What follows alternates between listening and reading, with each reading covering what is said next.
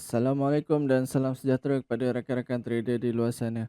Kami dari tim Nusantara Global Network yang menyediakan servis payment agent pelbagai broker akan berkongsi analisa teknikal Nasdaq dan juga Dow Jones. Okay, sebelum tu,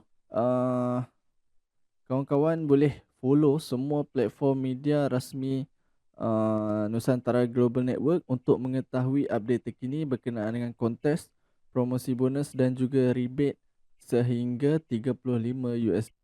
Baik, kita terus kepada chart.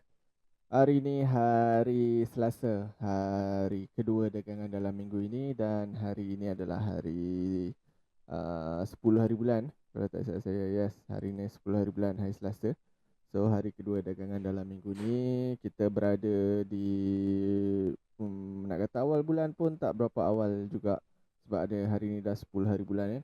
So kalau kita nak recap balik pada analisa lepas, yang mana kita target untuk kita nak sell kita punya indeks Nasdaq dan juga Dow Jones. Okay, ini adalah Nasdaq, ini adalah time frame 1 jam. Okay, yang ni. So nampak di sini Nasdaq 1 hour.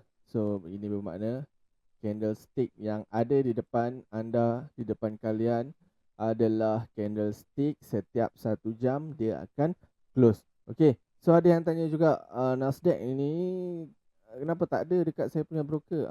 Okay, korang kena ingat yang mana, korang kena alert juga yang Nasdaq ini ada pakai code name yang lain untuk beberapa broker yang lain, iaitu US Tech 100, US 100, Nas 100, ada yang memang pakai nama Nasdaq, ada yang pakai US Tech sahaja.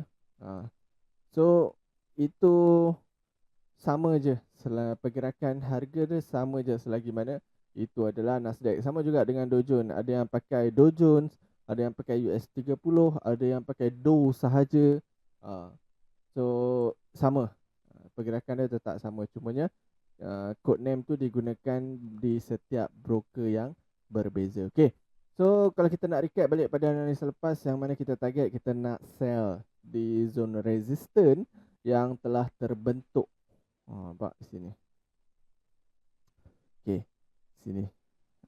Dan kita target yang price akan naik di zone support, dia naik sikit.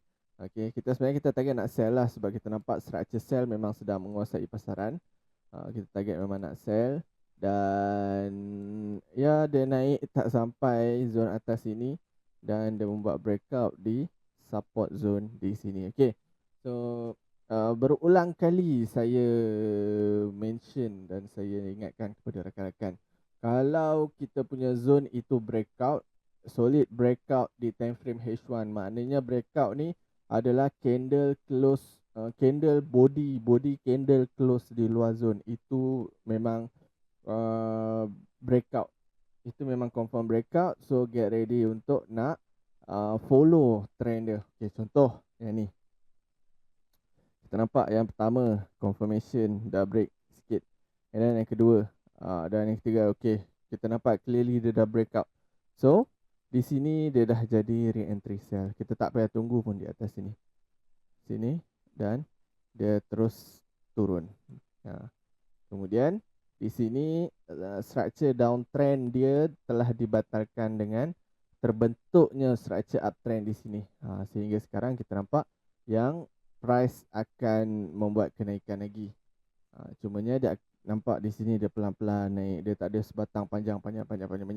Okay, untuk hari ini apa planning dia adalah kita target untuk kita nak buy di zone support yang telah terbentuk di sini. Okay, kalau nampak di sini ada beberapa resistance dan ada breakout dan ada membentuk support. Okay, untuk kita kurangkan risk lah, kita ambil zone yang agak-agak jauh sikit, sebab kita nak kurangkan risk. Kemungkinan yang dia akan turun sampai bawah ni itu ada. So kita target kita nak buy di sini. So ini adalah support ataupun buy zone. Right, So get ready nak buy di dalam zone ini. Pada paras harga ini 24987, 24878. So di sini kita target kita nak buy untuk Nasdaq. Letak pending order siap-siap. Letak pending order, layer setiap 3 ke 5 pip. Pecahkan korang punya entry lot kepada lot yang paling kecil untuk kita nak dapat banyak layer. So bila kita letak banyak layer di zone harga yang berlainan, kita akan dapat minimumkan kita punya loss dan kita dapat maksimumkan kita punya profit. Okay? Jangan letak layer di zone yang sama. So itu tak ada function pun. Layer ni kalau nak letak banyak-banyak di dalam zone, layer di paras harga yang berlainan. Okay? Itu cerita di Nasdaq. Dan kita nak tengok cerita di Dow Jones, iaitu US 30. Okay. Pada analisa lepas, yes, kita nampak dan kita dah target untuk kita nak sell. Sebab kita nampak clearly dia dah membuat structure downtrend, tetapi apa yang dia buat di sini dia memang agak noise. Sepanjang 2 hari dia membuat noisy di sini. Price cucuk, memang dia cucuk dan dia running sikit je. 49424 kita ambil sampai sini lah. Yang ni memang safe. 49314 tak sampai pun 100 pip. Dia turun, kemudian pop dia naik, dia turun, dia naik, turun, naik, turun, dan di sini dia membuat noise dan dia membuat penurunan, kemudian dia naik balik. Okay. So di sini kita tak dapat banyak, kita dapat sikit saja. Selagi mana yang korang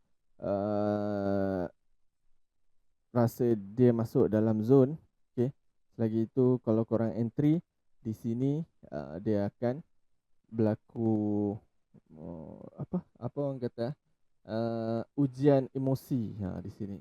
So di sini dia naik turun. So mana yang sempat close dalam keadaan profit, so dia dapatlah profit.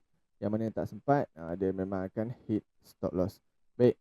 So di sini dia dah noise, tapi dia membuat satu zone di atas sini, dia tak break, kemudian dia membuat kejatuhan. Okay, tak apa, yang tu kita nak recap balik. Kita dah recap, and then kita nak tengok pada hari ini pula. Pada hari ini, yes. So kalau kita nampak sepanjang semalam dengan hari ini, kita nampak yang Dow Jones dia agak chart dia agak noise. Pattern yang yang telah terbentuk tu, dia agak kita tak boleh nak predict ke mana yang dia nak pergi. Sebab satunya di sini dia open dalam keadaan gap. Kemudian candle pelan-pelan pop, dia naik sebatang. Tapi kenaikan yang terbentuk itu dia masih belum ada sebarang breakout berlaku di sini. Nampak di sini. Okay. Cumanya berdasarkan apa yang telah terbentuk di sini, yang pertama engulfing buy, and then di sini dia buat retracement, and then dia naik balik, dan di sini pun dia membuat engulfing, dan kita sebenarnya kita menjangkakan yang kemungkinan price akan membuat kenaikan. Cumanya kita tunggu pada zone paling bawah, iaitu di zone sini. Baik, so kita jadikan ini sebagai support dan juga buy zone. Okay. Kalau kita sebab apa kita nak buy? Salah satunya sebab structure yang terbentuk di sini. Dan yang kedua dia adalah continuously trend daripada bawah sini. Okay. Selagi mana belum ada structure downtrend terbentuk, selagi itu valid untuk kita nak buy pada paras harga ataupun pada zone ini. Okay. Baik. Get ready. Macam saya kata dekat Nasdaq pun, kalau nak layer, pastikan korang layer dalam zone. Layer pada paras harga yang berlainan, jangan layer pada zone yang sama. Pastikan layer dia setiap 3 ke 5 pip, okay. Jangan jauh-jauh sangat. Tapi kalau korang nak pecahkan banyak, rapat-rapat 3 pip pun okay. Cumanya kena pastikan, kena monitor once price dah hit dalam kita punya zone. Kena keep on monitor di time frame yang lebih kecil, adakah ia membentuk structure uptrend ataupun tidak. Okay. So kalau kita nampak clearly breakout di zone yang kita marking, so get ready untuk nak sell. Jadikan buy itu sebagai sell jika berlaku solid breakout di zone support yang kita dah marking. Okay. So get ready. Saya rasa itu saja untuk hari ini. Seperti biasa, sebelum mengakhiri video, saya ingatkan kepada rakan-rakan agar sentiasa manage your risk, sentiasa kira berapa entry lot yang bersesuaian dengan you punya equity untuk mengelakkan akaun anda MC ataupun akaun anda blow. Okay, kita jumpa lagi untuk next video. Assalamualaikum. Bye bye.